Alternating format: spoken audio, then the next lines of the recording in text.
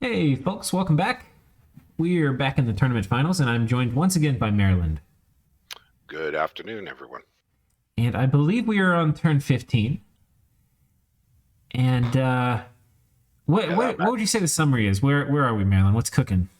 Well, last time I said that my summary was the two-sentence Mictlan and somebody else. Who the heck Pythium. else was? Or Pythium are not long for this game. Right. Quickly glancing just as an overview of the messages here, it looks like the next one to be in deep doo-doo is Naba, right? The dark blue. So there's three nations. Size turn 4 plan that is coming into fruition.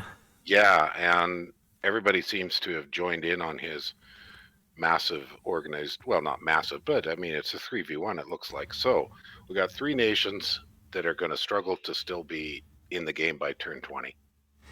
You know what's kind of interesting? There have been nations that have not necessarily expanded well. There have been nations that have expanded well. Yes. One of the things of the nations that haven't expanded well, the ones that have been predated upon are the ones without titans. Because there are a few titans in this game now. But Naba expanded well, but they don't have a titan. But they don't have a Hellbless either. Well, you also commented that some of the players seem to have gone a little greedy with scales, which is okay if you could stay alive, but if you don't have that turn 12 to 15 emergency backup plan. Right. The other issue is that the two nations in deep distress both had serious problems with losing expansion armies, expensive losses, and that hurts. Whereas Naba didn't. Naba did not. So Naba, I expect we'll see a bigger fight out of Naba. I think Naba has some potential to fight back significantly, yes. But, Naba, there were a few nations that have been, I feel, being kind of greedy. One was Kailasa, because they're building forts but not units. You mean? Or Bandar Log. Bandar. And the second is Naba, because we see they were also putting a lot of money in this early mid-game into infrastructure and not into units. Yes. And yeah, like I think I mentioned that I kind of, in a game of roughly 15 provinces per player, more than 3 forts, I tend to be hesitant because it's very hard to pay for everything you could recruit from 4 forts. Right, especially if you're making units. If you're only making mages, you might be able to do 4 forts. But if you're planning, it is greedy in this game, but it can pay off. Greed is not necessarily bad, but greed is greed. But I predicted, my personal prediction right at the organization of this game is this would be a very aggressive game. Yeah, and that's certainly proving to be correct. And from what I saw, most of the tournament games were all very aggressive. There was players who pushed really hard, really fast. In mine, war started on turn 10 or 9, so that's early. Yeah, I think in a game where people want to do well, and in a map like map nuke maps where space is pretty constrained, it's pretty tight. Yeah. People are always going to, if it's a really big map, you can have a bunch of players who are like, okay, I've got enough land to be happy, but that just almost never happens in map nuke. No, these are aggressive maps. I guess. And 15 per player is just. That's a normal size. It's popular, but it's fairly tight. Yeah. Well, and when it's that on average, you're going to have somebody who expanded well and they have 20, and you're going to have somebody who didn't expand well that has 10. And you simply cannot be happy as a 10 province player when there are 20 province players in the game. But I don't think anybody is too far below at least 12. City was the smallest. Of the players that haven't gotten yoinked, which is Pythium and Mictlan. Mictlan, Pythium. Oh my god, Naba. Jesus Christ. But we have, Pelagia is not very big. Right near with them is Isitaris. But he's not very big because he went on land and then didn't defend it. Well, but he kind of couldn't because he made the knights and stuff. He didn't have enough units to defend it. but he pulled him out of his beachhead. Like he had that beachhead on Right. that farm. I don't think he could have held it though. He And then only he had went- maybe 20 units at the time. Yeah, but then he went charging the other way and attacked. I was blown away last turn. I think it was last turn to see that he had picked 2 fights effectively instead of concentrating on one beachhead until you've secured it. Right. When I play Water Nations, I'm quite meticulous about securing about a 3-province beachhead, maybe 4, centered around a coastal fort, Right. and then lock that damn thing down because nobody can really bother you in your water. Yeah. But taking land and then losing it, yeah, that doesn't help you unless there was a negotiation that we didn't hear about. But if you look here, these are each one. Wait, these must be 2 provinces. So let's see, 2, 4, 6, 8. No, that can't quite be right. Let's count Pelagia real quick. I think they're singles. Yeah, Pelagia's at 11 right now. So Yeah. This is 11. This is probably 12. And Yes. meanwhile, there's somebody at least twice as big as them, and 2 more players which are almost twice as big. So, But those guys are that big because they're eating somebody. well, yeah. But they Otherwise, they'd have been around kind of in the averages, people are in that 12 to 15, the ones that haven't been double teamed. yeah, I mean, but Jotunheim has favorable borders on basically every single front, right? Which means Absolutely. he's got the core land of 9, and then he's got an additional 3 for each front that's favorable. So that's... But we've commented that he had the best expansion. Second up was Pangaea. Right. But Jotun actually had a very cost-effective, very low loss. He didn't start losing troops until he started fighting Pythium. Yeah. Okay, so message from Pythium. So obviously not in a great position right now. Conventional troops aren't working either. So I'm contacting every goddamn nation I can find so that I can trade for air and nature and empower my god, which is a divine emperor, and air and a Thurug in nature and thug out my divine emperor. God help me. We've read this message before. Well, this was when we started. I think we started recording this one and then we didn't finish it. We'll look down. Okay. Yeah, that's fine. Yeah. I just remember that. I don't remember reading the Ulm, so. Yeah, I don't think we've read these. So, okay, so Pythium. Pythium is basically between the hammer and the anvil right now. He's got Xibalba attacking from the south. And Xibalba been, doing pretty low commitment stuff. There's been a very low commitment war from Xibalba. Is this turn 15 or is this 14? It's 15. Oh, it is 15. Okay, because I remember looking at this, but like you said, we didn't finish it, I guess. Right, and he had this horrible event that put knights on his capital.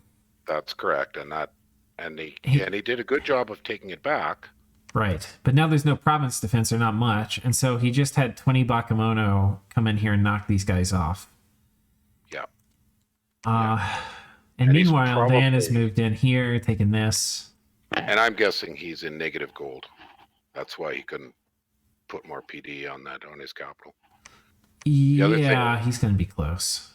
And he split himself into 4 armies, I think. Right. So he's got something still in his capital. We can't see it. He's got the little bit of Retarius in the second fort, and then one little army died attacking Vanheim to his east, and a little army sitting on top of the Vanheim fort. Yeah, he had a small little fight with Vanheim here, where Vanheim just had Marcata and a little bit of PD, and he won, but he lost all of his Retarius too. Those are gone. Yeah. I guess he was probably hoping to catch some vans there, but yeah, he had a Sage here too. I'm not sure what he was. Oh wait, no, that was somewhere else. No. But we spent a lot of time talking about like subordinating decisions to the army at the end. Right. Like when you're healthy, you can expend armies, right, to maintain territory. But at the end, you have to live and die by your army. One thing I was thinking about, because we had finished recording, and one thing I wanted to add to that is that does not mean, and I said this last time, but that does not mean sitting in a capital, and it does not mean keeping your army out of danger. I agree with you. I agree with you. Because when you're in a desperate situation, you must fight. The only way you win is by taking enemy armies off the board and keeping your army alive. So that means you're looking to take good fights with your army. You're not like, because every time, like while you're subordinating things to your army and like therefore not necessarily optimally keeping territory, you're in basically a losing position. And the way you get out of that is by taking a good fight or two. And once you can get enemy armies off the table, then you can start actually getting more territory back. Yeah. Yeah, so. I agree with you. I've done some desperate defenses in the past. It's been a while. And generally, unless it turned out that I couldn't get my army consolidated because it was trapped somehow, I've generally done a serious job of trying to bring it all together and form the biggest kind of, they're not doom stacks, but the biggest stack I could get. Yeah. And then try to punch my way backwards. Right. There's an exception to that I have used, and that is if I've had stealth units of some kind, like cheapo thugs, really cheapo thugs, I've snuck them out of my fort and then harassed the guy behind just to throw him off balance. Yeah. That's an initiative. You're trying to grab some initiative back, but you need to do it really cheaply. Yeah. Like an example I've used is black servants with a talisman. So you're looking at a 10 gem commitment, but it can take some cheapo PD. Yeah. And, you want to, especially if that won't compromise your actual army itself, because that's what I'm saying. Yeah, you're using something that isn't a great piece of an army, so you're not going to want to use an important combat mage, depending on your research, of course. If you win one good fight, you may now be able to split your army in two, which is going to double the number of provinces you can defend. So, yeah. There's also the diplomatic part, is if you bash somebody a bit senseless, you can then take that to one of his other neighbors farther away and say, hey, I just whacked his army. Would you backstab him? Yeah. And another possible option that I have used is bribe somebody on the other side of the person rushing you. Pay them off to take some pressure off you. Yeah, I've never seen that used to actually work terribly well, but not to say it couldn't. I did it in the one game where I played Erythia and was rushed, and I bribed two different people, and they did kill off the guy who rushed me. The problem was I was still dead. Oh yeah. It didn't keep me alive, but it did. It was a retribution maneuver, right? Right. Oh, so the Teodel's out. Yeah, this was an indie attack on the Teodel. Yeah. And he's actually kind of got pretty damaged. He's doing okay. I think he had this limp from before. I believe he did. I remember the limp. Yeah. That was fine. That was fine. You know what's funny? I just noticed a lot of these pretenders don't have attack animations. I don't know why. Like, look at him when he's up close. So it's a single sprite. It hasn't got the two sprites needed for an animation. We're not seeing any animation? No, you're right. I guess if we had a look at the data files, we'd be able to see there's only a single sprite for it. And those are some of the newer newer work by Christopher. Yeah, we probably need a mod out there that gives these guys attack animations. Nice feature. Okay, so did we get a message from any of the people attacking Pythium? Jotunheim. Ashdod. Jotunheim is attacking Mictlan, not Pythium. It's a Vanheim and Xibalba. So, yeah, not much news from this front. No, there isn't a lot more to say. Yeah. It's rough for Pythium, and like he's pulling something together on his god. We don't know what his god is, though, do we? Not really. We know it's a divine emperor. I don't remember the paths. Oh, Okay, But, that's right. He said that. Yeah. it's also worth pointing out before we move on. We'll move on shortly, but Vanheim lost so many units in that misjudged attack. I think they lost 2 squads, and they have just completely bounced back and are just casually walking into Pythium. Yeah. I think if you're playing these gladiator, he had some major expansion problems, and I think that's the core of the issue. But I think, God, like if I play Scalaria again, I told you in the previous episode, I'm gonna have like 300 gladiators. Be like, come at me, bro. Just as a deterrent. Yeah, that's a really good point. I think, when at the point in time when Pythian could look at his own territory and say, I'm a little vulnerable to a rush.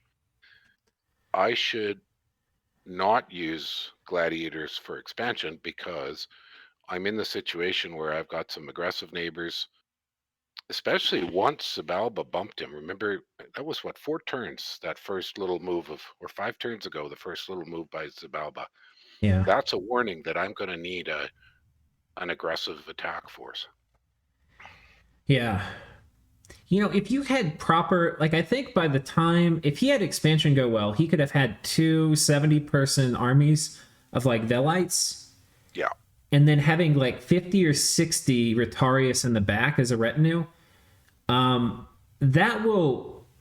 backup of the Rotarius in the back, it'll do a few things. It will increase the HP pool of the army so that it's less likely to rout.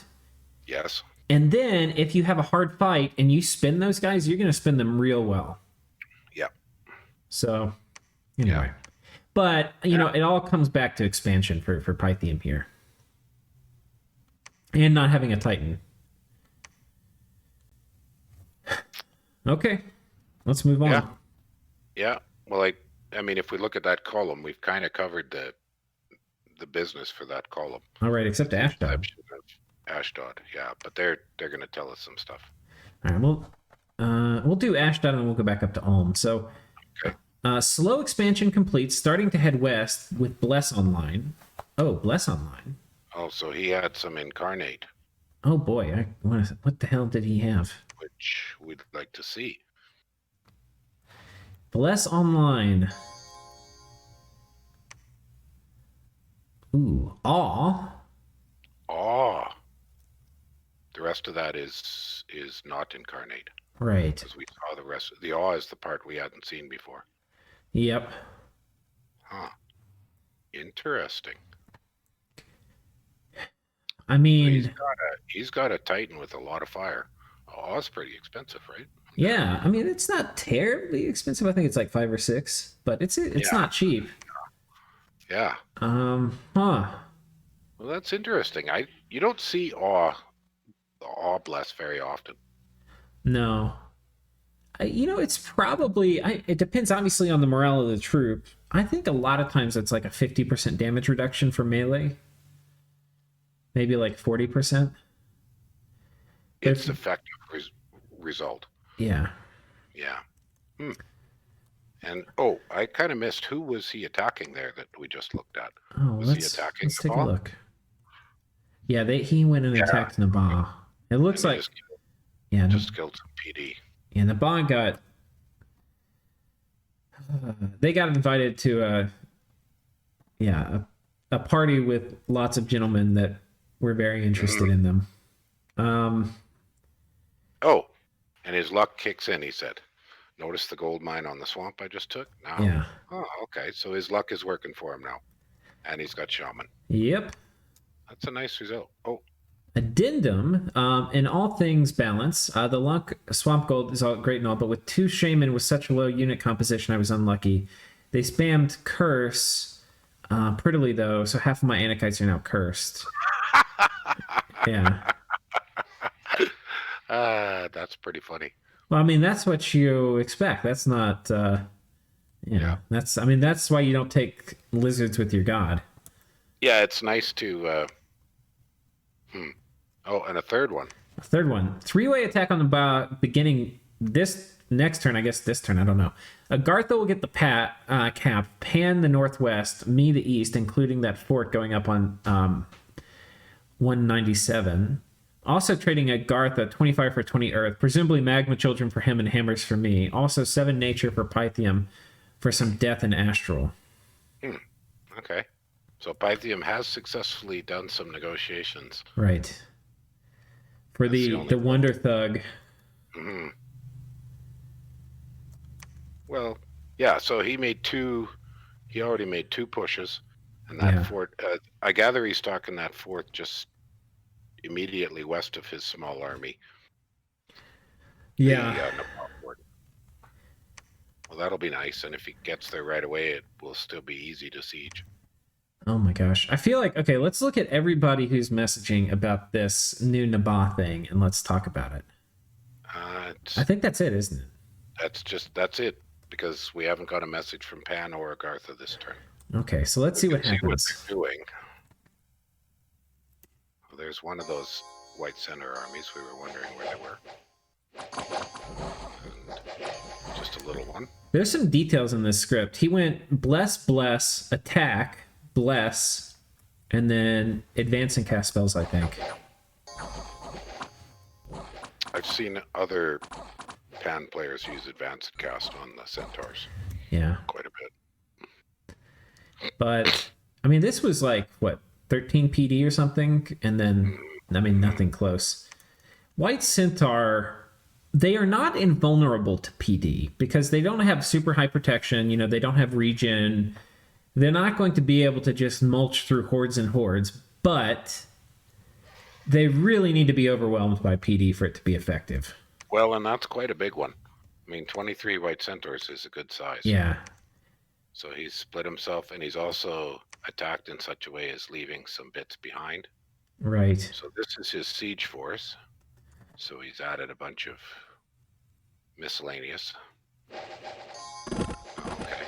And he's still using the... Oh, but his satyrs didn't get far enough in front to soak much. Right. I think they're mostly there for siege chaff. Yeah. Ooh, boy. They are angry.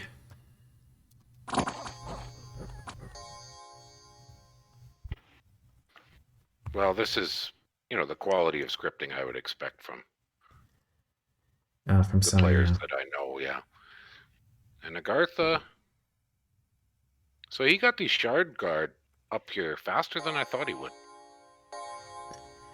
Right. Well, he's been moving him north for a couple turns. Looks like this guy was out of position. That was a mistake. Yeah, that's pretty straightforward. It's just, so where's Naba's army? Oh, there's one. Ooh. Oh, no. Ooh, that's got to be about half of Naba's entire army just got wiped. And that's a lot of Shard Guard. Yeah. I'll tell you, I've only played Naba once, and I wasn't really happy with my playthrough. But I will say I was a lot less greedy than this. Like, I was doing... You have tons of foreign recruit stuff you can get. You really don't have to even build a second fort. Your second fort with Naba can be an enemy fort. Yeah. You have foreign recruit mages. You putting this much in infrastructure is really greedy. And it can pay off. I mean, but...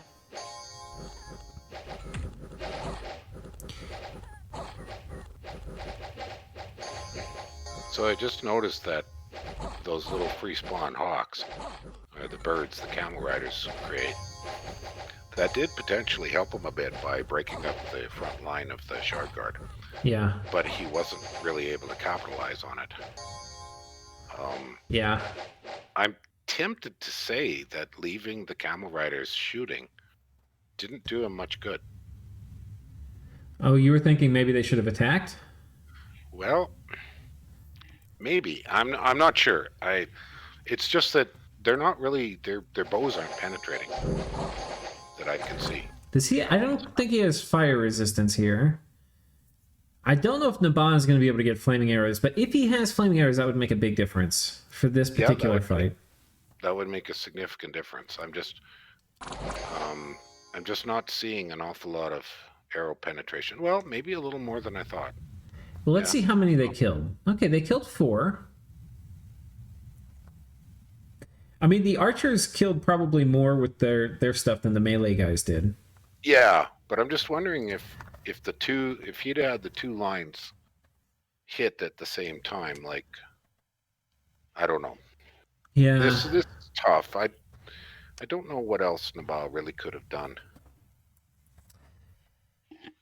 Well, there's a bunch of things that are going badly for Naba. One is, I don't know if he knew, but he's gotten attacked all at the same time, and having the attack land on exactly the same turn is really devastating because it really makes it difficult to land a decisive blow against one of your adversaries.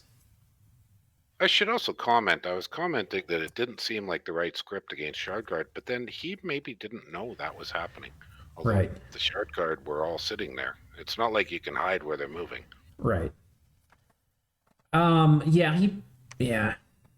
So I'm guessing he deliberately planned a defense with that army against the Shardguard. It did not work very well, but Right. because that was expensive. But I want to stress a little bit while we're at it that what I kept saying about the greediness of the infrastructure. The infrastructure, this is, the fort is 600 and then 900. So 900 total for the fort and 900 total for the lab and temple. Yeah. So that's 1,800 gold for each of these. And then he's got a fourth one down here. And they haven't done anything for him yet. They have literally produced nothing of value. No. And I definitely think the fourth one was an error. Yeah. 3 maybe, but and a lot of this depends on your diplomacy because, who do you have naps with? Like, if all of your neighbors are being nice and they're napping you and they all are going off into other wars, then you can maybe be greedy. But if you don't have naps, ooh. Well, you remember our disciples came before you had to leave. Yeah. We built outrageous amounts of infrastructure because everybody left us alone. Right. They all were fighting each other. But we also had Titans. Pardon me? We also had Titans. Oh, we had tremendous amount of emergency defense, yeah. Right. And I know while I was playing Ulm, I think I was maxing out recruitment every turn in forts, which is the real. Yeah. And I didn't have foreign recruit guys I could make. So I was close to maxed out as well. Yeah. In my Snow Warriors. It's when, in some ways you must build forts in order to make more military because indies suck. Naba is an exception because they have decent foreign recruit stuff. Yeah. But building forts and not producing units out of it is very greedy. When you're like, I'm only going to make mages and I'm going to use the money to get more forts up. And there's a little bit of a difference there is that one of the reasons I had so many forts is to make Forgiving Fathers as Atlantis, I needed a whole bunch of water forts. Right. Yeah, so Atlantis needs more forts than the normal nation, but... Because you even want to build forts in crappy little ponds just so you can pump out Forgiving Fathers. So that's a little bit of a different situation. Yeah. But I think your point, though, that Naba can make an awful lot of foreign recruit without the cost of building the full infrastructure.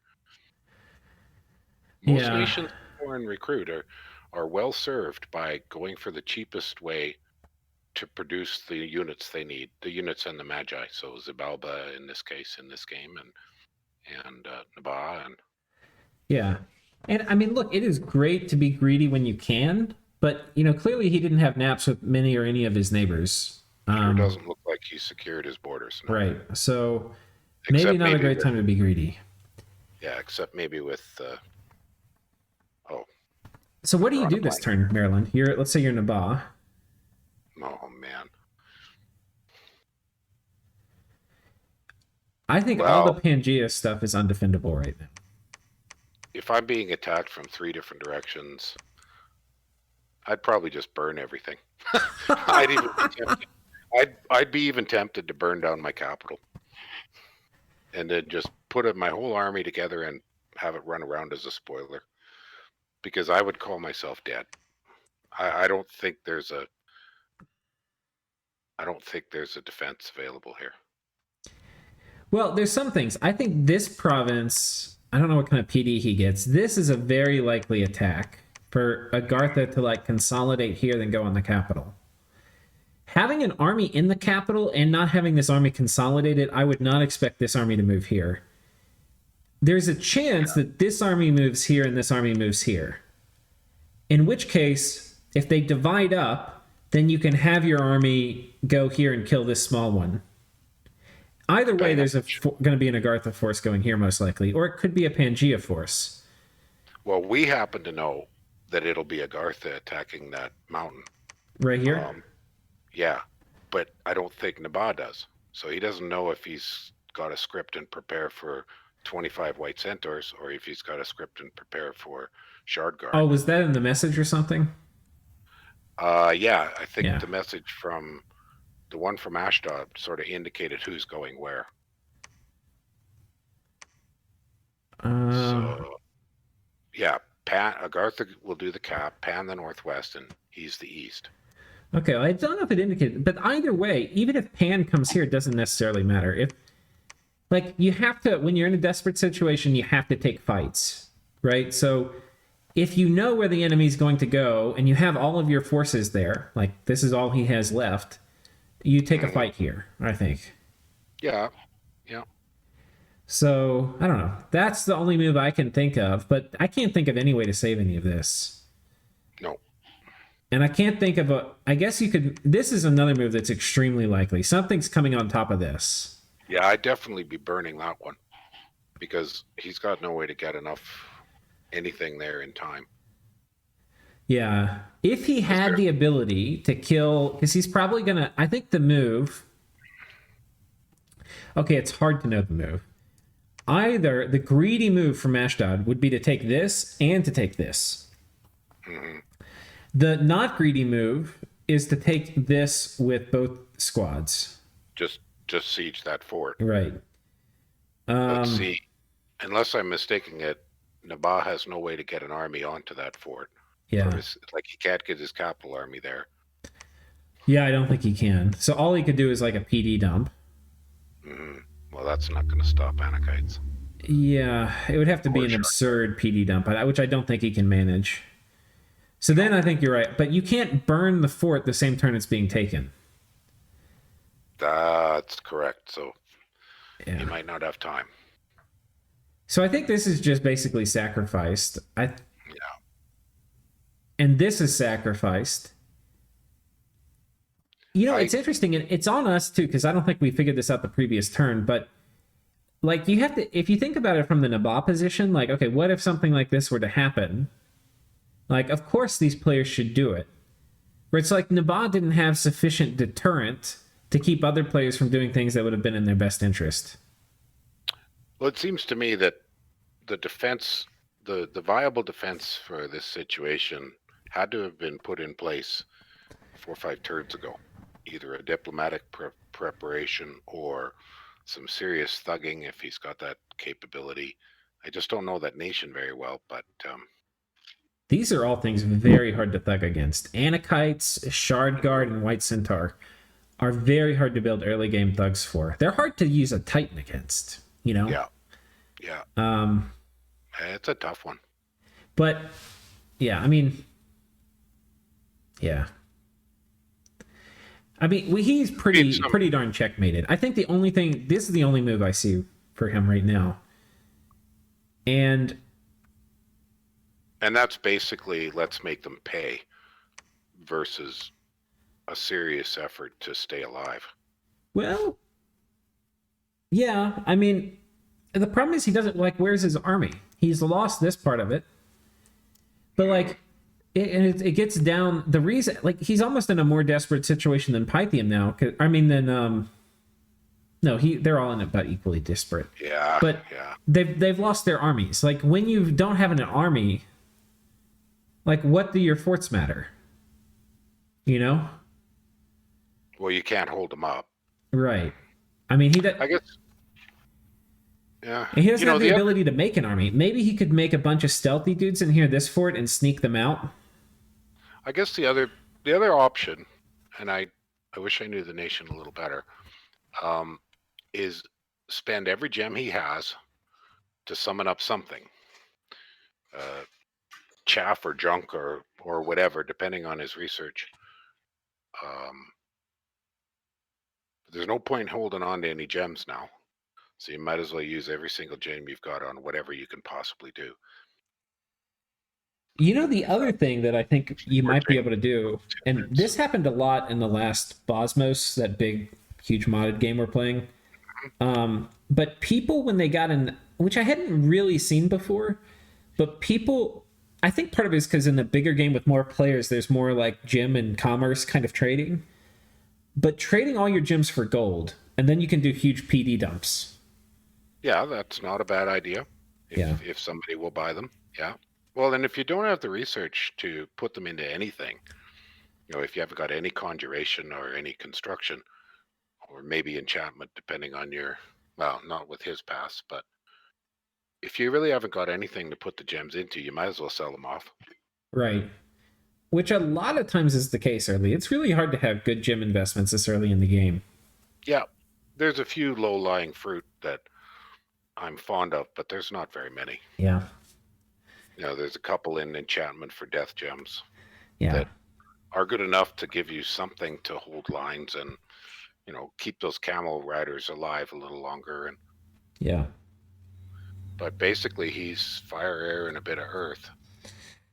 And there's not a lot of good low-lying fruit there.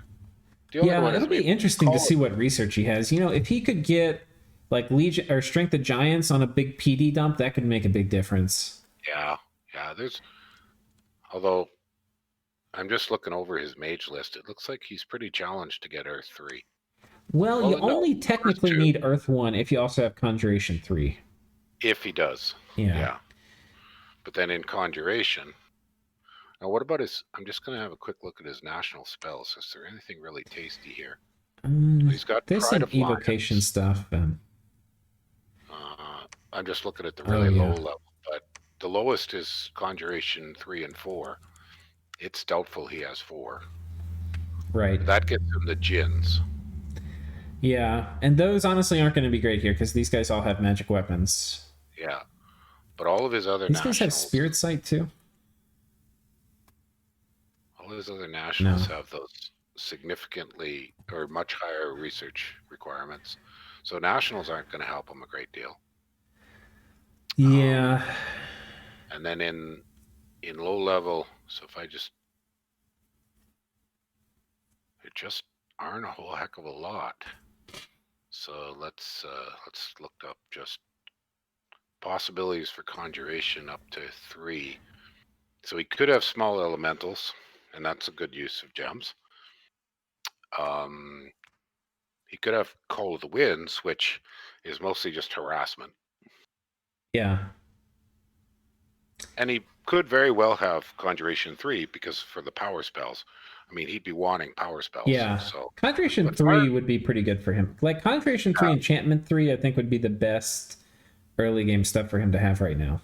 Those are good choices, and both give him ways to use up to get some combat power out of gems. I want to, I keep coming back to this, the idea that he has foreign recruits and how greedy it was to build forts, but I want to quantify it. Okay. So we talked each of these forts, because he's upgrading this one. Each of these are 1,800 gold. And this one is so far 400 plus 600 is 1,000 gold. Mm-hmm. So it's 3,000, 600 and another 1,000. So that's 4,600, almost 5,000 gold. That is a lot of troops. And if you think about it, all these provinces are factories, and these factories actually, and this is how I stayed alive in the Ubar game, all of these little factories you have, they can be making these guys. Right. And do you have a calculator, Marilyn? Can you pull up a calculator app? I've got my calculator open, so... Excellent. So we're looking at 4,600. Well, let's assume he built 2 more forts. No. Or 1. Let's say 1 fort. Okay, so he'd have, we'll leave it at 1,800. So take off 1,800 from the 4,600. Well, we can call it, 1,800 and 1,000 is how much he would have. So 2,800. Yeah. And what's the price of those Desert Warriors? 7. That's 400 of them. Yeah. Now, 400 of these guys behind PD, it matters. That would be miserable. That would be, and then you add some fire elementals, even little ones. Yeah. The other spell I just noticed that he might have is Seeking Arrow. Yeah. Now, I'm not a big fan of it because the cost is kind of high.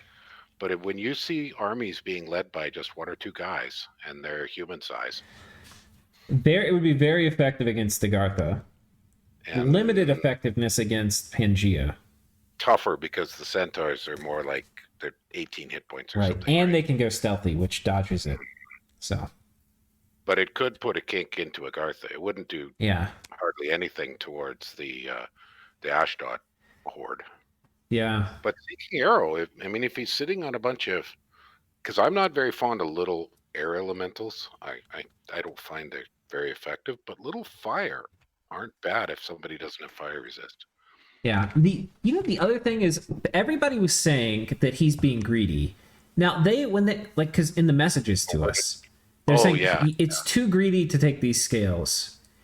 And that's sort of true, but he compounded a greedy build with a greedy playstyle. We forgot another bunch of gold as well because he burned the first of those forts. Oh, right. So there's another 1,000 for a fort and temple that he had built that got hit by that random event.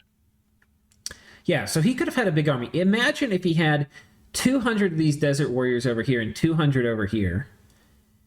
He would actually, and then he could do like a 30 PD dump here, a 30 PD dump there, and put those guys behind it.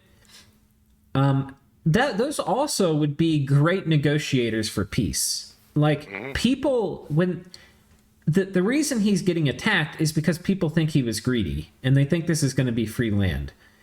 When you have big armies, people stop thinking that. Well, and I'm also really curious because he does not seem to have reached out to his neighbors much. Right. Or maybe they just played him. They may have outplayed him in diplomacy, and we're not privy to the details of the diplomatic actions. But but as far as diplomacy, he seems to have not done the work. Yeah. For it. So and this is one thing. Like if you're in a game and the players aren't very aggressive, you can probably get by doing what Naba did. Like you could look at Naba and be like, oh my god, they expanded pretty well. They're one of the biggest players. Like let's not do a first war against them. But when you're playing in a game with good players, they're going to look at this and be like, oh my god, look how greedy he's being. Yeah, that's some juicy goodies to get cheap. I can go take those cheap. And in some ways, he's asking them to, because if they don't, then he's going to have very shortly 4 forts up, and is going to be in a research lead, and going to have a ton of mages. I hear that all the time in these quite competitive games, is people saying, "Ooh, we have to kill so and so because if they get to mid game, we're in trouble." Right. That's a common discussion in diplomatic negotiations. Is so and so is playing for late game, so we got to kill him early, right? Because he's going to be unpleasant to deal with later. Okay. I personally don't see any nation here in this game that isn't a significant threat in the mid and late game, but they're all kind of have potential. Yeah, I agree there. I fully agree with that. So I don't know that that's necessarily how it came about, but okay, still doesn't have his air random. Air random, where art thou? Yeah, that's pretty good. I need that fort so I can get shamans. Need nature to get some poison resistance. That is the truth, because Pangaea. We said like 3 of his neighbors have access to foul vapors. He could get started with shaman long before the fort starts. Yeah. I'd be building his temple and lab before the fort. That's a good point. And then start them. They'll be slow, but at least you're building them. You're getting them going. Right. So he knows that this is a silver throne, and he's eyeing this one. Yeah. And he's got a big army here. He doesn't appear to want to be fighting anyone right now. Not really. Looks like he's doing infrastructure, but he's got the troops to kind of say, hey, stay the hell away. Yeah. Plus, he got a free fort, so let's give him credit. The fact that he got a free fort, that's pretty huge. Yeah. But a little bit agreed not making troops out of this fort. But he is making troops at home and out of this one. So yeah, and so he's got one free fort, one he's built. He's upgrading, and then I think he's building a fort down in that forest to the south. yeah. Okay, and I can get behind. I feel like he might have one too many forts. Like it's like what you were saying. He's at 4 now total. Yeah, It's probably one too many. I think he didn't need to build this one, to be honest. But he's he may have started that one before he got the forest, and he didn't think he'd get the forest. Yeah, that's that's the possible. one he wants to make shaman in, right? Yeah. I think so. That's what he's looking at. And these citadels, you can spend a ton of gold in the citadel because you get the 1.5 mages, you get even more, with all the resources you're pulling in from the administration bonus. Mm-hmm. So Got good skills, though. Yeah, that's true. He's got a lot of money. Okay, well, I hope he starts doing something aggressive because in my experience, Ulm has very early timings, and the late game is not their game. Their game is the mid game. Yeah. So, and they're slow. So you have to be decisive. They're in the Agartha camp of slowness. Physically slow, yeah. Right. Yeah. Map moves slow, you mean? Yeah. Yeah. Have you ever played MA Ulm? MA? Yeah. Not for an awfully long time. I've talked to people about it, and I've seen people using it, and I know that the mini thugging trick can be quite effective. Oh, yeah. Like dirt cheap thugs, Yeah. I mean, what does he gets it down to 1 gem each for so you can go throw bows on every stupid cheapo commander you can buy. Yeah. Or you can put great swords of sharpness on those cheap warrior chiefs and just suicide them because they really don't cost you anything. They cost you less than elementals. So why the heck not, right? Yeah, that's a good point. Well, I've seen that done, and I think it's an excellent solution for Ulm. And it's so darn cheap. I mean, what does a warrior chief cost them? Well, I 50 don't gold. know if they have warrior chiefs. They get The plain Jane. I'm just talking about the plain Jane commanders. and you get these guys, I guess you could put them on. I think if you're going to be thugging, like Black Lord thugs is something that makes a ton of sense to me. But do they need any gear? Well, magic weapon is nice. Normally you just put these guys, you just put a magic weapon on them and then maybe give them like a bracer. Yeah. I'd give them a bracer and a magic weapon for 2 gems or 3 gems total. I mean, that's a cheap, effective thug. And then put and they're only 1 commander point, so you could pump 2 out a turn. Right. From a fort, or 3 with his big forts. Yeah, and then you get him with Strength of Giants and Legions of Steel. Let him run in. Yeah. That's. I think that's an excellent. And the thing is, that doesn't really fade away. In that a guy like that with 3 or 4 gems of gear. Yeah, later you're going to need to do an amulet of anti-magic on them, but. Well, how much is his forge bonus on his smiths? It's 2. It's ridiculous. 2 plus a hammer? Yeah. So they can make 5 gem items for 1 gem. Okay, so then you can actually do a dancing trident. Yeah. Or you can do stone birds. I mean, a stone bird is quite the thing. Well, I think those are 10 gems, so you would want to not do that in a vanilla. Yeah, they're... Yeah, because that's like 5 other items. Like a 10 gem item is like an amazing splurge for Ulm. But dancing tridents do add quite a bit of additional firepower to they do. Yeah. I mean, it's like 19 piercing damage. So, or if you're fighting elves, you can do a burning pearl and give you that bonus attack. Yeah, we did some interesting testing on how stonebirds and dancing tridents work with repel. And we noticed that particularly stone bird, it looks like from what we saw, it can only deal with a single square. So all 5 of its attacks have to hit a single square. It won't spread them if surrounded. So if you kill that 1 square, then that's the end of your stone bird. You don't get more. Yeah. All the weapons that have number of attacks. So like a Morning Star, something that has 2 attacks. Yeah. Or a sword with swiftness. It's not even a single square. They will only target. This one you're on the offense, so it doesn't have to do with repel. But for when you're attacking, they will only attack 1 unit. Right. So you just keep whacking it 5 times. Right. So you can't kill 2 units with like a Sword of Swiftness. A Sword of Swiftness will just take 2 shots at 1 unit, I think. If I'm wrong, That doesn't sound like what we saw. I think what we saw is they would wipe a square. Huh. Okay. But I'd have to go back and we have to go back and check. That. Anyways, we gotta be careful. It won't be the first time I've spread misinformation. I try to at least, of course not, share when I'm not 100% sure about something. But yeah. But to me, that's one of the possibilities for Ulm to keep into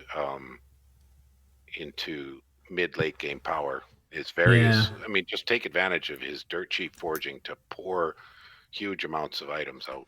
You know what though? I was fighting in the one game I played with MAOM. I was fighting Grelais, and they had Tartarians, and I was running around because this was back when Holy Scourges were 5 fire gems. So I was running around with 1 fire gem Scourges on Black Lords. Sure. But I tell you what, I still had the hardest time killing those goddamn Tartarians. I'd send like 6 of them after one with 6 Holy Scourges. Right. And still they wouldn't kill them. Lose like 6. I mean, it's not a huge loss, but it was annoying. Well, the other one sometimes is, depending on what you've got for precision on your base units, there's that the crossbow, the fire crossbow. Oh yeah, those are really good. I've used that to take out undead thugs. Yeah. But a long time ago, so. Yeah, and those things can do super economically too, so. But those are some ideas I've seen talked about. That's actually really funny. Like, I'm trying to think what would you put it on? Maybe like whatever cheap. I would probably put it on a scout because typically his scouts probably have fairly good precision. Now for late age, if I had this option. You know what? There's a thing. This is what I'm thinking of. If you take a weapons bless, there's a thing with Ulm. It's a funny build. I think it's actually sort of viable. Is you kit these guys out with like bows of war, and they bless themselves, and then they shoot their bows of war. Oh yeah. Okay. And so then you get 25 shots a turn with lightning, thunder stuff on them or something. The thing you have to be careful of is like if you do the thunder bless, or anything that targets MR, like your troops don't have usually shock resistance, and they don't usually have MR. What they have is a lot of armor. So your friendly fire could be pretty painful. Right. Is what you're getting at. So the thing I actually like on them, one thing they don't have is sacreds. So I actually like unholy weapons on Ulm, because you then get 10 AP damage on all of your things versus sacreds. Okay. Yeah, that's an interesting idea.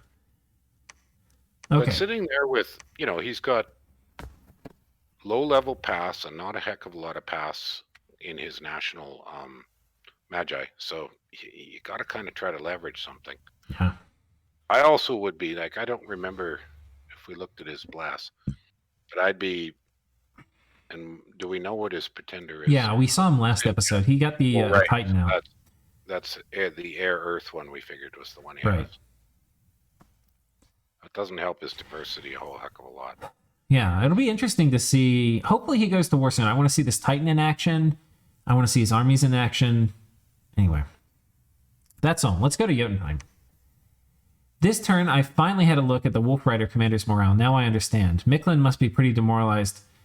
His full army basically failed to kill less than a fourth of my forces in his land. Yeah, we talked about those fights last turn. Let's take a look at Mictlan. So he goes on top of Mictlan's capital here. With what really is, this is not the might of Jotunheim. This is just what he's got over here. And there's 10 eagles, and they die. Now, the thing that's cool about Mictlan, one of the things that's cool about middle-aged Mictlan, is they do get, this is actually his PD. They do get sacred PD. Oh, okay. Well, that helped him a bit. Yeah. But we talked about how Jotun is just not giving him a chance to snipe commanders. Right. Because he's filling up all the squares with his commanders. Ooh.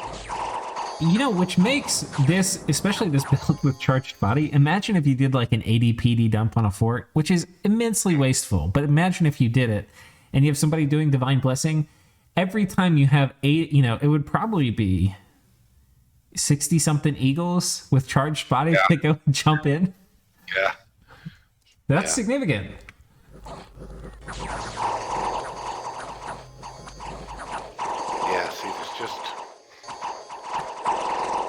It looks like these No guys are going to be on fire. Doing this mesmerize, which does confuse. Oh, okay. But no amount of slings is going to really do anything to that army. No. And those are just slings. Yeah, they're just bouncing. I see a little bit of tangle mines. Yeah, I mean, you just look in where the slings are hitting, and it's like nothing. Nothing. Yeah. Nothing. They're not even really affecting the Wolf Riders. Tangle vines. I'm gonna take a real short break. Be right back. Right. Yeah, so I mean, Mictlan really just hasn't been able to get there. You know, they were a little too aggressive in expansion and took some fight section down. They just had not been able to get their feet back under them. And Jotunheim has just been merciless here. And you see, these Hurtmen are good. They're really solid units. They hit so hard. You know, they have attack density problems, but you know, they have really good defense, protection, and a good shield. I don't know. I really enjoyed watching this Jotunheim player play. He's just, I mean, everything just has seemed like really smooth. Really smooth. Okay. I wonder if we see any evidence of his god. We don't. We don't. Okay, I'm back. Yeah, so there's not too much to talk about on the Mictlan front. Jotunheim just continuing to storm here. Well, it looks like Mictlan has no armies left at all. Mictlan is beyond checkmate, mate. I think, like, at this point, there's not even... I mean, this is like the king topple part, you know? It's like there's not even... There's just set yourself AI. This is the point where you could go AI and nobody would complain. Now, this is a tournament game, and all the players are trying to behave with utmost dignity. So I doubt anybody's going to go AI, but nobody would say anything if you go AI at this point. Yeah, did you provide the option when organizing that they can ask to go AI? I think it's in the rules, but I mean, these guys have all played a ton of games, so they know, like, if they want to go AI, they know they need to ask. But like, I would totally tell somebody they could go AI right now. Do you think Bandar's going to grab a little land? Well, yeah, that's the thing we need to see. If I were, God, I would want to snipe this really bad. But let's take a look, because they went after this throne here. Yeah, Jotun's in. Oh, I don't know if that was a ping from Ashdod or if they actually sent an army. So this is Phantasmal Warriors and a whole bunch of chaff. The Independents. Right. So there's not really any great threat there, too. He's doing Horror Mark, which is a very strange spell to have scripted. Yeah. And Cheat Fate, which makes sense. I wonder how many of these riders got hit with Cheat Fate. It should be, it gives a color change, I think. Oh, it does? I think so. I think Cheat Fate, I know that Luck makes them a little bit green tinged. But I knew Luck did. I don't know if Cheat Fate did. Maybe not. I thought it did, but... Now, these guys I don't think have... Oh, they do have magic weapons and withering weapons. Yeah, Where are these Phantasmal Warriors? There's some back here. Oh, well, no. The wizards ran away. Or got killed. We missed something. What happened? There's no magic leadership left on the battle, so those phantasms... Oh, he magic dueled them, you think? Oh, poof. Oh, there that's you go. what happened. Ah. Well done. Smart move. Yeah, I mean, it did snipe these guys, and they were potentially... You know what that would have been cool against? Is that sorcerer... Agartha couldn't have done it because they don't have Astral. But if you want to make sure you get that sorceress cloak... Yes. Yeah, Magic Duel would have got it. Yeah, and that would be totally worth wasting like 4 or 5... So he lost... Looks like he lost 3 tigers. 6. A little bit more pricey. Yeah, but it's a throne. Yeah, oh, it's fine. Well, it's fine, but Bandar's been playing greedy and not been building a ton of units. So these losses, like, I bet you will be able to see it on his army graph pretty good. Yeah. Okay, never mind. That's not that bad. I mean, besides Vanheim, he's the lowest army in the game right now. But it's size points, so we expect that Vanheim's going to be fairly low on the graph. Yeah, he's buying No, bands. Vanheim is strong, but like Vanheim is low because Bandar's- he's got a million of these impossible to kill elves. Yeah, whereas Bandar could He be pumping out a whole bunch of cheap stuff. right, yeah, and he is. I mean, that's what I'm saying. Like greed, right? Like if you're the lowest on the army graph, greed. I know what you. Yeah, I've gotten used to what you mean when you say that, so Yeah. I follow you. Okay. Yeah, greed can mean I think a lot of different things. That's why I feel like every time I say it, I need to elaborate. But in the context of the strategy you're talking about. I guess I would call it going for late game power in exchange for early game defensive strength. right, yeah, yeah. You're doing things which are going to pay off later. What throne is that he just took? It's a throne of life. Oh, That's really nice. These 3 nature gems would be very good for Bandar. well, he can buy a lot of yaksha with those, Right. and that's nice. Or if he needs to, he can, in an emergency, pump out elephants from his national spell, or the lions, or you've got quite a few options for last minute or last ditch. I got to pour out chaff, just ordinary animals, or How many can you're pretty good at math. How many units can you count right here? well, I'm just going to do a quickie, but that's looking like only about 20 total. It's like 20 for his whole thing. Like this is literally everything. But those are probably the high production crossbowmen, Oh yeah. so he could probably only get 4 or 5 a turn. I know, but I'm just saying, like, look how but he's greedy. I don't know why you wouldn't continue to max tigers, because he's got a bless for them. Yeah. And I'd also be trying to max white ones, because white ones are better than some people give them credit for. Yeah, I actually like white ones. Okay, so he's got a fort coming up here.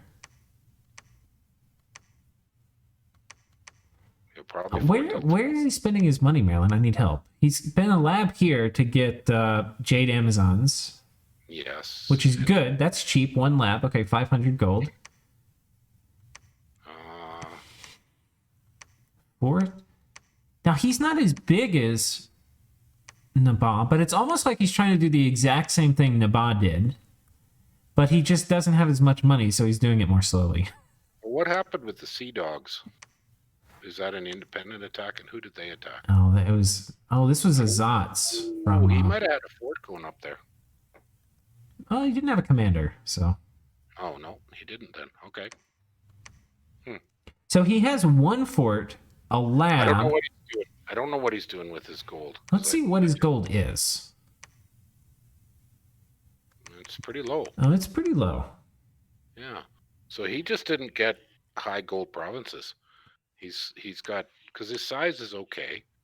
It's not big, but I mean, these are fine. What are his scales are not bad. Not bad at all, really. He didn't even do a temperature dump.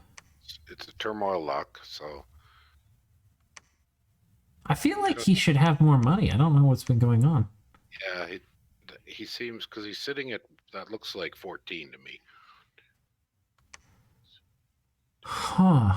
Okay, was well, 14 I'm until- stumped, Maryland. I don't know where he's been spending his money. I'm not sure either. It's not PD. He can only buy 1 Rishi a turn, and then gurus aren't very expensive, and yogis are dirt cheap. All right. I don't know. Okay, so the opportunities for him are Vulture, a little bit of Mictlan before Jotunheim comes through.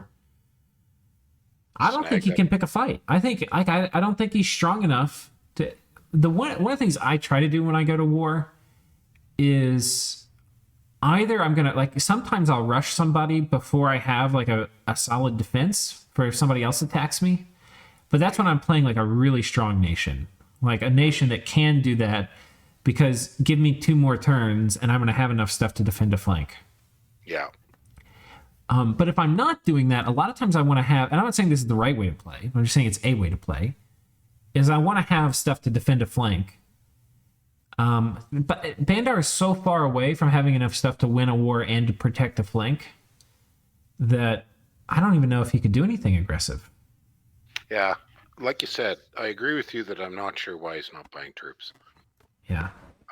Because right now he's got a single army So he's got no ability to react to any change in the situation. I mean, nobody's sitting on with armies on his border. Yeah. So he could see there's no... That he knows of. But he knows Vanheim's at war, but yeah. I'm sure he knows that, yeah.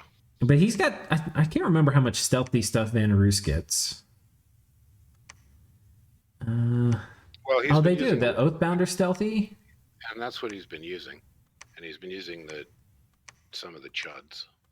Yeah, okay. But it's only the Oathbound, and everybody else isn't. Okay. So he probably knows there's nothing ever here. Yeah. Okay. Okay. Okay, we're a little bit over an hour. We probably need to pick up. And Nap 3 with Satis. Probably just need confirmation on the terms when I write this. Scrying the throne to my southwest. Will ping it soon. Probably next target for my western army. Making everything ready for my eastern army to intervene in the Pythium Vanheim Xibalba conflict. Ooh, let's look at that. Construction 2 done, going for construction 3, Legions of Steel, and enchant 3, yeah. But there's nothing left. There's... No, intervene means attack one of the aggressors. Oh. So maybe Pythium... Let's see. So he wants some help. Everything ready for my eastern army. So east is this side. To intervene. Well, but this is where Pythium is. So he's saying he would attack. This doesn't seem right at all. Yeah, I'm not following what he's planning to do. Like, the only thing I see by intervene is maybe vulture this one province. But with this? No, sir. Yeah. I don't know what he's talking about. Like, if he moves this on top of this province, first of all, there's an army here, which may be patrolling and probably would kill this. But, like, let's say it's not and runs out and dies. If Van just, like, casually felt like it, he could come over here and kill it. Because these guys aren't going to have anything to say against 23 defense Vans. Yeah, well, he'd have to bring that army just to its northwest to it. Yeah. Because he can't go straight east. Right, and that would mean another turn. I don't know what his play is. Okay. That's not making a lot of sense to me. Oh, he got that throne. Oh, but he got this throne. Nice. And cheaply. Oh, and this is the Throne of Fire, where he gets +3 attack. Yeah, well, he's been talking about wanting this one. Right. Because he mentioned that to us. We've got Swarm coming out. The animals are running in. But they rout so easily.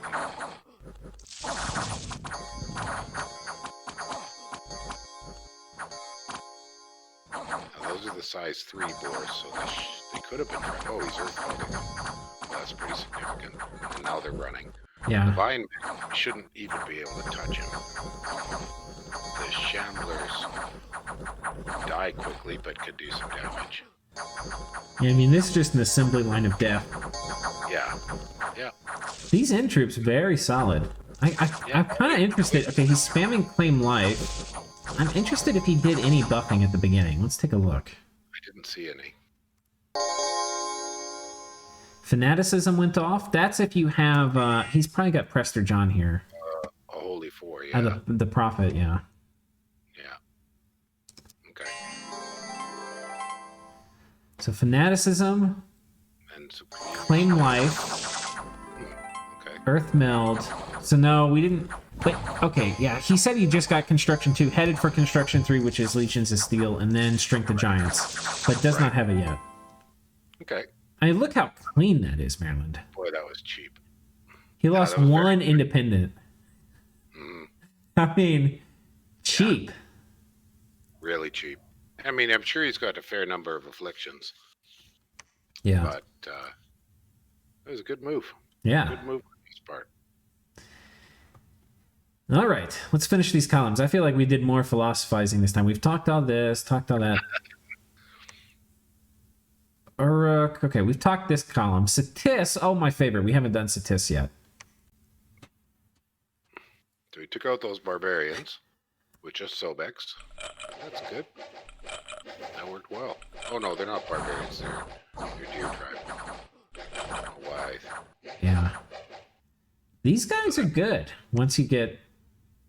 I mean... Well, he broke the front line so quickly. Sorry, they're wolf tribe, not deer tribe. Yeah. Oh, I know why I thought they were. I saw the barbarian chief there. Now, what's interesting, so he's got his god here, probably site searched.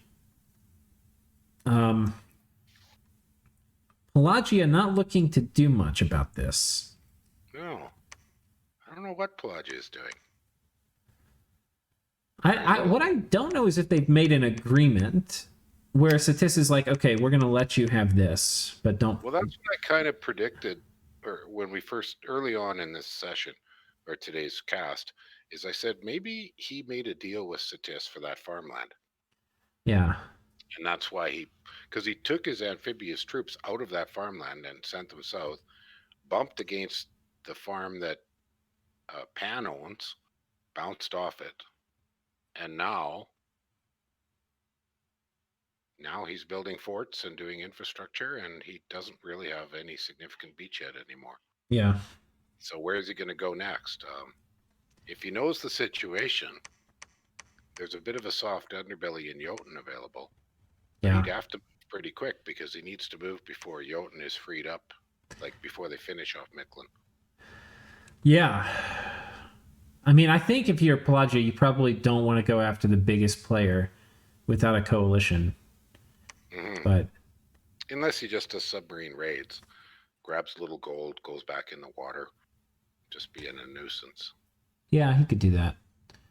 I'm not sure I'm not getting a good feel for what the Pelagian strategy is at this moment. It's not turning out the way I thought it would. What did you think he would do? I thought he would grab a 3 to 4 province beachhead on one side, lock it down, and hang on to it. So he's got land provinces.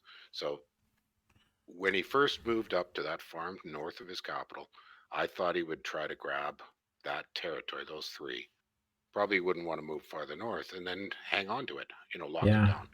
PD dump the farm, have submarine raids available on the 2 edges so that if somebody came, he could jump back. I think what he's going to do is wait until either one of his neighbors is in a losing war and then vulture, or he's going to try to get a coalition against one of them. Like either these guys are both scary. So okay, would I ever want a coalition with Arco playing Pelagia? I would probably try to avoid it. But Arco's a really good player. Mm-hmm. Yeah, but that's not going to change the fact that Sai's a good player. And wait, who's playing Jotunheim again? Just let me check. I think it's Isitaris, right? Isitaris, yeah. Yeah. Schumann, he's a good player, and they're both enormous. So yeah, I think that's probably the other thing he's waiting for is people to be like, okay, we have to do something about Pan and Jotunheim. But Satis looked really weak a few turns ago. He did, but he had a Titan too. So it doesn't look as weak now. Yeah, I think he's going for Wrathful Skies, and maybe I don't know. I don't know. There's a mystery there. There's a big mystery. It's an Agatha Christie, or we need Hercule Poirot to interview all the suspects. Yeah, we do. We really do. Yeah. Okay, Vanarus. These were mercs that he lost, which he probably doesn't care about. So he probably just had them eat the lance charge. Yeah. It's a cheap way to deal with a big chunk of heavy cavalry. Right. And he's still got these barbs. I was about to say he's done with expansion, but no, he's got these barbs still. So. Well, then somebody's going to grab that other throne. He already has one. We didn't see it. This is the other. I think we missed this fort from Bandar. I noticed it. I just didn't comment on it. Okay, so he's got 2 forts, and this one is building this one. So he's going to have 4 forts rather than the magic number you said, which was 3. Well, you were thinking he wasn't going to fort there over the Jade Maidens, but yeah, but because he's not building a fort there yet. But he's just going to get the mages, I think, for now. But even still, it's already 4 forts. I'm telling you, this player is the greediest player. Okay. Vanarus, not much to talk about. Xibalba, we've talked about. Ashdod, we've talked about. Vanheim. I think we've done it, Maryland. I think we finished. Yeah, turn 15. That's a wrap. All right. Thank you guys for watching. Hope y'all are enjoying. Put in the comments who you think is going to win.